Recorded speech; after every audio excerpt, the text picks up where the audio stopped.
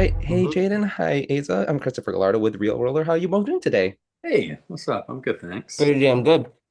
That's great to hear. So let's get this started because this film deals with really heavy themes like toxic masculinity and gun violence, yet wraps around itself around the story of companionship. So, in terms of acting versus producing, what do you think feel was the biggest challenge in sort of presenting those ideas? Mm, mm. Um, well, I think when you got a movie like this and a script like this, uh, you have to be you have to be careful because it is a very contemporary subject and it is quite a delicate subject. And you have to navigate it, and as actors have to find these characters which have to be real and have to be authentic and have to be uh, there are people who are living these experiences that our characters are portraying, and we need to do them justice and not make a character out of them for the sake of telling a story. um, and amongst all this pretty heavy subject matters, we want to make people laugh, and we want to kind of surprise them by the sort of, I don't know, the unexpected humor that can come from this pretty strange friendship that blossoms. Hmm. Yeah, yeah. Yeah, I definitely feel like that also in like the subversion of it all because initially when you think about like the first few scenes, you think, oh, Uh-huh. we're given these expectations, but overall, when it continues later on, just these developments, they really make you change the way you think about these characters because both of your characters are sort of emotionally lost, but they're trying to find empathy through each other despite all of the troubles. How did you both build that initial chemistry to make sure that empathy reflected in your shared scenes? Um, yeah, we didn't have to work very hard to get along, I think. But and we had this shared it especially helps when you have a shared goal to try to make a good movie and Hmm. seeing a dedicated actor like he's working really hard and he looks awesome. He looks different than he's ever looked, and then he's disguising himself in the middle of Texas as a Texan. You know, you got to like step up your game a little bit.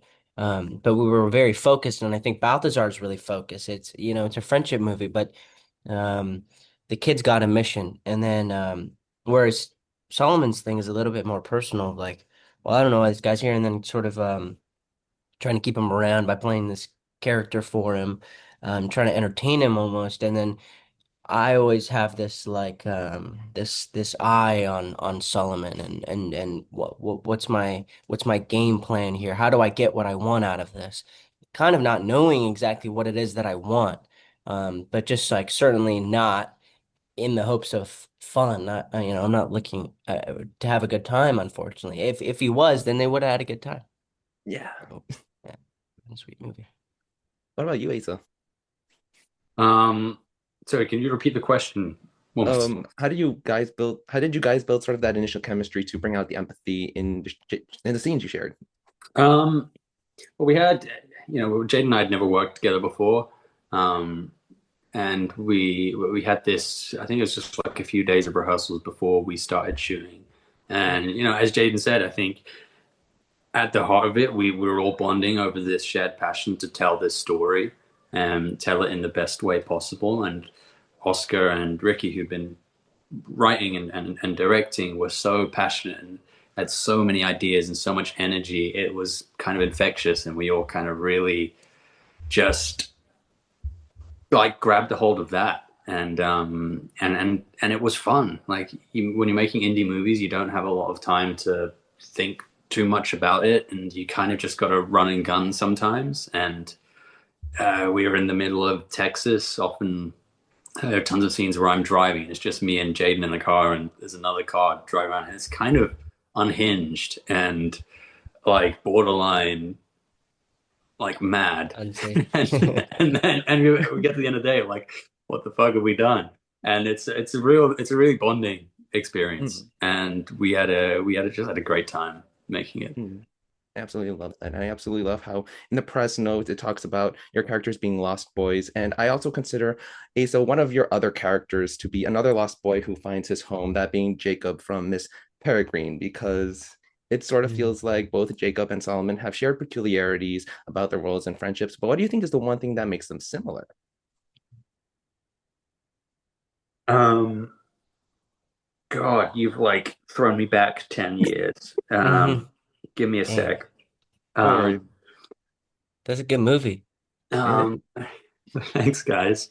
So, Uh, some Honestly, I'm not sure I can give you a good answer for this. I'm gonna have to dig for too long. Um, so I'm gonna pass. No worries. But have you like talked to Ella about how popular like the film's gotten like in those online spaces as well? No, we haven't spoken about it. You know, as actors, you work so closely on a project for so long, and then you have this intense experience making it, and then a few months pass or a year passes or more, and then the movie comes out, and then you're in it again, and then strangely it sort of leaves you, and it's a part of your history and part of your work, but it's we've all grown and changed so much since then, and I think every actor can relate to this, that each one being a very fixed chapter of their lives. And if you're lucky enough to make friends that kind of stay from that chapter, and people that stay in your lives, it's really special. But you go through so many of them that it's hard to do.